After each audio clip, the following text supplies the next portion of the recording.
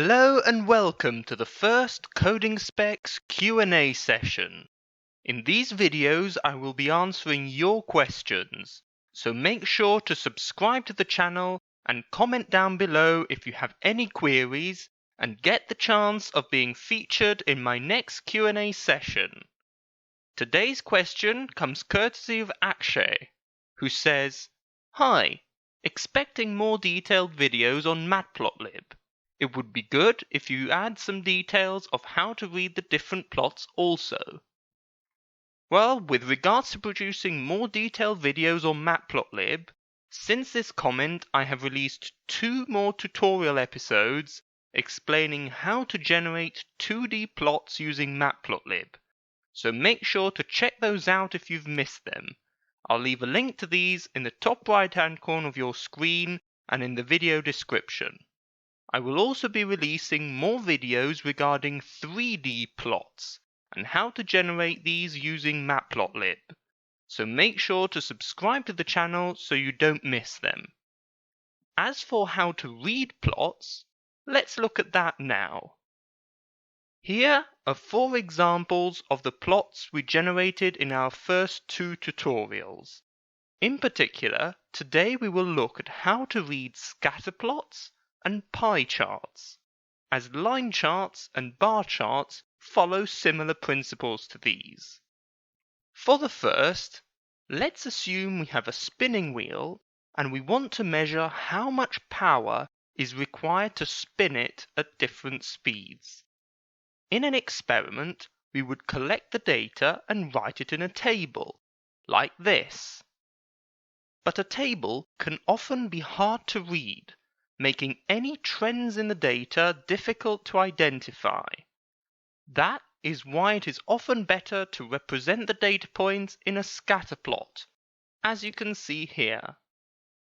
In particular, the values of speed are represented along the horizontal axis, which is also called the x-axis, while the values of power are represented along the vertical axis, which is also known as the y-axis. So if we take a single speed, let's say 35 RPM, it is very easy to go to the graph, take a speed of 35, go upwards until you reach the data point, and then move horizontally back to the y-axis and read the value for power, which in this case is just below about 37,000 watts. In addition to this, we can also see how easy it is to identify a trend in the data when it is represented graphically in a scatter plot.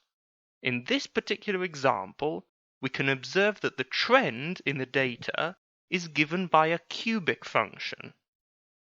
Having seen how scatter plots work and how to read the data from them, let's move on to pie charts.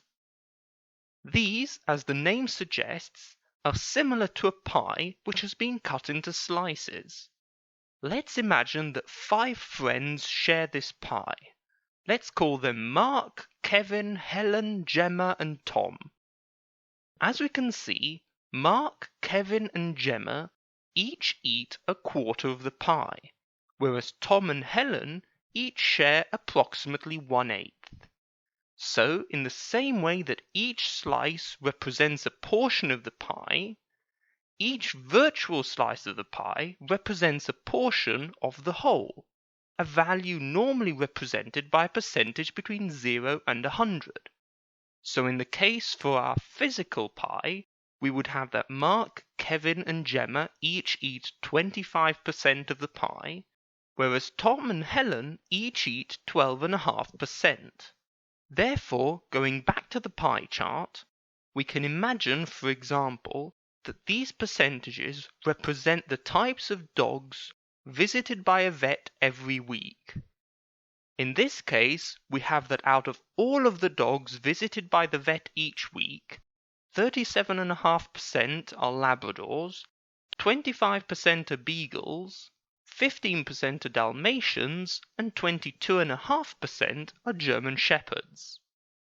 That is how you can easily read a pie chart. And with that, we have now reached the end of today's Q&A session. so don't forget to leave a comment below if you have any questions. Also, make sure to subscribe to the channel so you don't miss any of my tutorial videos and coding challenges. If you want to catch up on any previous episodes, I'll leave a link to my tutorial and coding challenge series in the top right-hand corner of your screen and also in the video description. As always, I look forward to seeing you in next week's video, and until then, happy coding!